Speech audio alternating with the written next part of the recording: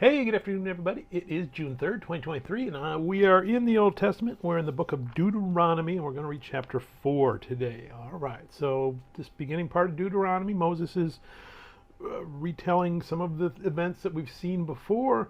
We're just getting a little more perspective. We're getting some more depth on some things. He's going to talk about obedience, the commandments God gave, and obedience to them. And again, as a 21st century Christian, I'm not necessarily focusing on the commandments. I want to look at that obedience and say, oh, what is obedience? How does that play out?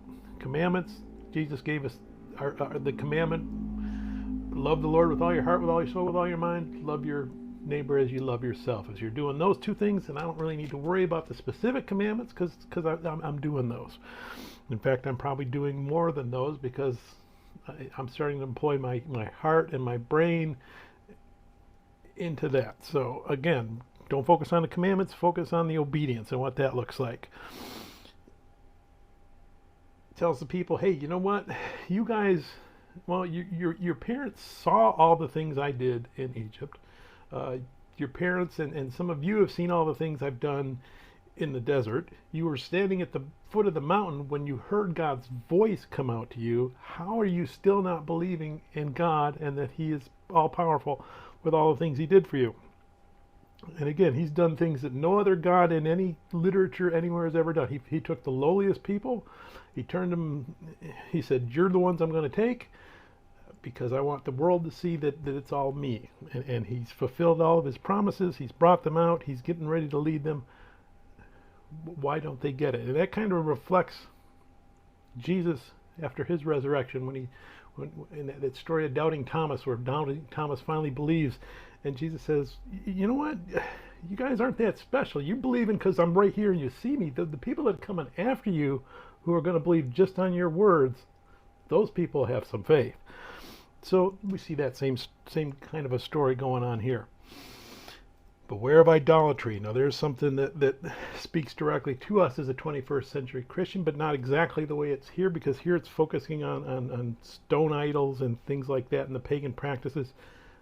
We've replaced those with our own idols, money and TV and fame and jewelry, and some of us have even replaced it with our Bible translations that we're going to worship those. So the idolatry, that command and that caution is still active for us, just maybe it's in a little different way. So again, when I'm looking at the Old Testament as a new century or as a 21st century Christian, that's what I'm keeping in mind. It doesn't necessarily speak directly to me, but it still speaks to me. And then we're going to start talking about the cities of refuge and getting ready to retell the Ten Commandments. And let's go ahead and we're going to read Deuteronomy chapter 4. Now, O Israel, listen to the statutes and the judgments which I teach you to observe, that you may live and go in and possess the land which the Lord God of your fathers is giving you. You shall not add to the word which I command you, nor take from it, that you may keep the commandments of the Lord your God which I command you. Your eyes have seen what the Lord did at Baal Peor, for the Lord your God has destroyed from among you all the men who followed Baal of Peor. But you who held fast to the Lord your God are alive today, every one of you. Surely I have taught you statutes and judgments, just as the Lord my God commanded me, that you would act according to them in the land which you go to possess. Therefore be careful to observe them, for this is your wisdom and your understanding in the sight of the peoples who will hear all these statutes, and say, surely this great nation is a wise and understanding people. For what great nation is there that has God so near to it, as the Lord your God is to us, for whatever reason we may call upon Him? And what great nation is there that has such statutes and righteous judgments as are in all this law which I set before you this day?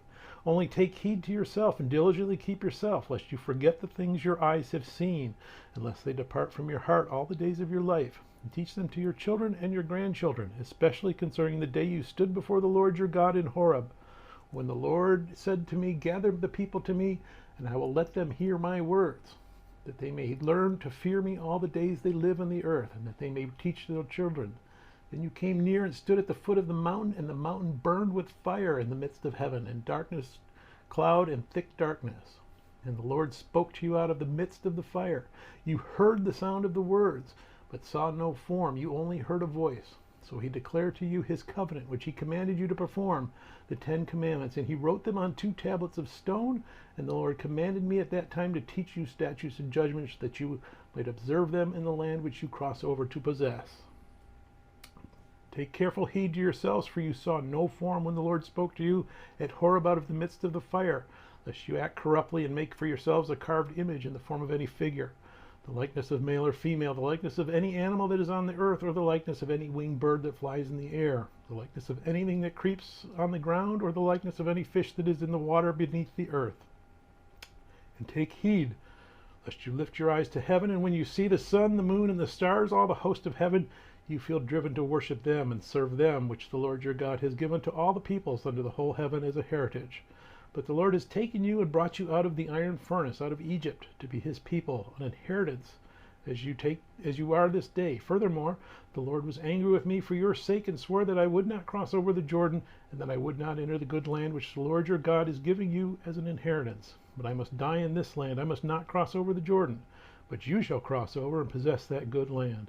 Take heed to yourselves, lest you forget the covenant of the Lord your God, which he made with you, and make for yourselves a carved image in the form of anything which the Lord your God has forbidden you. For the Lord your God is a consuming fire, a jealous God.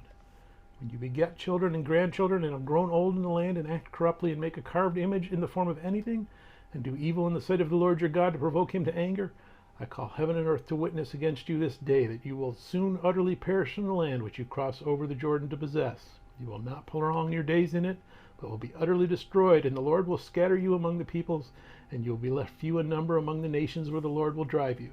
And there you will serve gods, the work of men's hands, wood and stone, which neither see nor hear nor eat or smell. For from there you will seek the Lord your God, and you will find him, if you seek him with all your heart and with all your soul. When you are in distress and all these things come upon you in the latter days, when you turn to the Lord your God and obey his voice. For the Lord your God is a merciful God. He will not forsake you nor destroy you, nor forget the covenant of your fathers which he swore to them. For ask now concerning the days that are past, which are before you, since the day that God created man on the earth, and ask from one end of heaven to the other, whether any great thing like this has happened, or anything like it has been heard. Did any people ever hear the voice of God speaking out of the midst of the fire, as you have heard and live? Or did God ever try to go and take for himself a nation from the midst of another nation, by trials, by signs, by wonders, by war, by a mighty hand and an outstretched arm, and by great terrors, according to all that the Lord your God did for you in Egypt before your eyes? To you it was shown, that you might know that the Lord himself is God. There is none other besides him. Out of heaven he let you hear his voice, that he might instruct you. On earth he showed you his great fire, and you heard his words out of the midst of the fire. Because he loved your fathers, therefore he chose their descendants after them, and he brought you out of Egypt with his presence, with his mighty power, driving out from before you nations greater and mightier than you, to bring you in, to give you their land as an inheritance, as it is this day. Therefore know this day, and consider it in your heart, that the Lord himself is God, in heaven above and on the earth beneath. There is no other. You shall therefore keep his statutes and his commandments, which I command you today, and it may go well with you and with your children after you, and that you may prolong your days in the land which the Lord your God is giving you for all time. Then Moses set apart 3 cities on this side of the Jordan, toward the rising of the sun, that the manslayer might flee there who kills his neighbor unintentionally, without having hated him in time past, and that by fleeing to one of these cities he might live.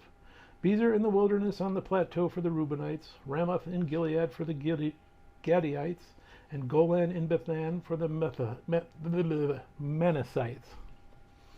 We're going to go with Manassites. Now this is the law which Moses set before the children of Israel. There are the testimonies, the statutes, and the judgments which Moses spoke to the children of Israel, and after they came out of Egypt, on this side of the Jordan, in the valley opposite Beth Peor, in the land of Sihon, king of the Amorites, who dwelt at Heshbon, whose Moses and the children of Israel defeated after they came out of Egypt. And they took possession of his land in the land of Og, king of Bashan, 2 kings of the Amorites, who were on this side of the Jordan, toward the rising of the sun, from Aror, which is on the bank of the river Arnon, even in Mount Sinai, that is Hermon, and all the plain on the east side of the Jordan, as far as the sea of the Arabah, below the slopes of Pisgah. May God bless the reading of his word. May God bless you. Bye.